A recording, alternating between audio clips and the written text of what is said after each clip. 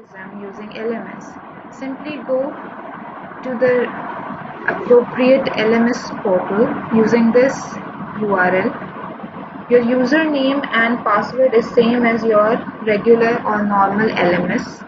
Once you have logged in, you will see your courses available here. Go to the designated or desired course. Turn on your editing option. Scroll to the place where you want to add the Turnitin option for plagiarism.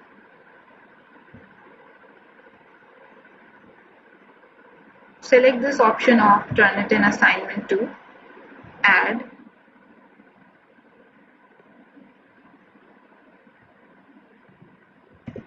Give the title. You can add the description if you want to, but it is not necessary.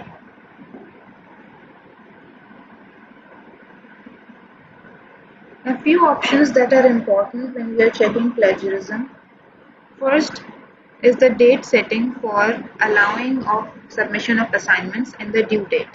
This is important when the students are submitting the assignments themselves. Currently, we are not letting the students submit the assignments. We are doing it on our own. So these dates are not important at the moment. However, in the next semester, when students will be submitting the assignments on their own, then you will have to set the start date, due date, and post date. Due date and post date are usually the same. For now, the most important option is your originality report option. You need to select whether you are allowing submissions even after the due date or not. Most of the time we are not allowing that. Then the report generation speed. There are three options for it. First is generate the report immediately and students cannot resubmit. This is especially for final assessments when we do not want any resubmissions. But if your assessment is of such nature that you allow improvements, then you can select the other two options. The second option is when immediately report is generated until the due date and three submissions are generated immediately, but after the fourth report will be generated after 24 hours. If you don't want any delays, you can select the third option. It is depending upon your own desired requirement of the assignment. This option of repository is very important. If your assignment is of such nature that can be or might be published in the future, then always select it as no repository. If you do not do it, it will go in the standard repository, that is the HEC repository, and next time the assignment is checked before the publication, the entire paper or case study or whatever it is going to be plagiarized 96% to 100%. The other options that we need to select are what type of content are we checking against the submitted assignments. Student papers that are already in different repositories, yes, we are going to check the papers against that. Other internet sources, yes. Journals, periodicals or publications, yes. So we have selected the yes option for all of these categories. The other options are whether you want to exclude the bibliography or not.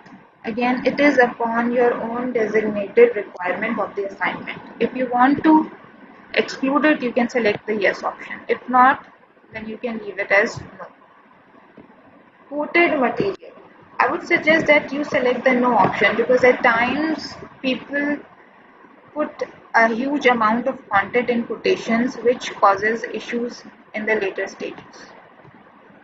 The amount of matches as per words. If I select 3 words, then any similarity that is between the word count of 1 to 3 will not be included in the plagiarism report. Any match that is greater than 3 will be included in it. Again, you can select 0 if you want to. After you have selected all these options, click Save and Return.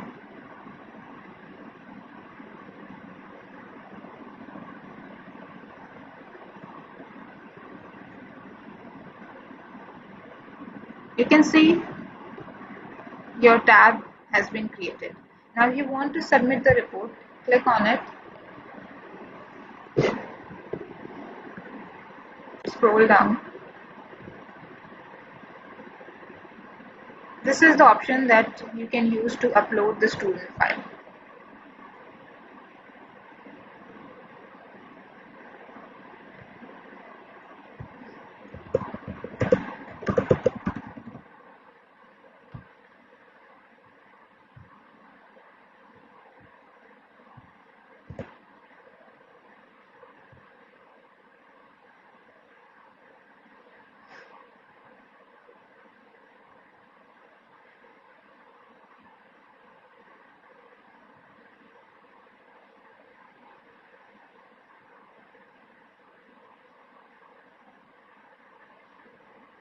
Uploading a file will take as much time as the size of the file.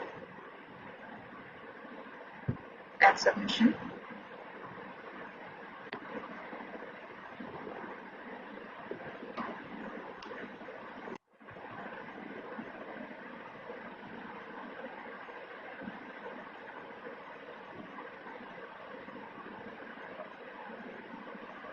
This is the receipt.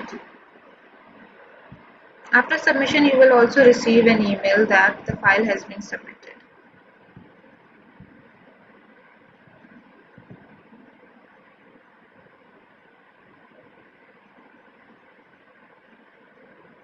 There was only one person, plagiarism, in the report.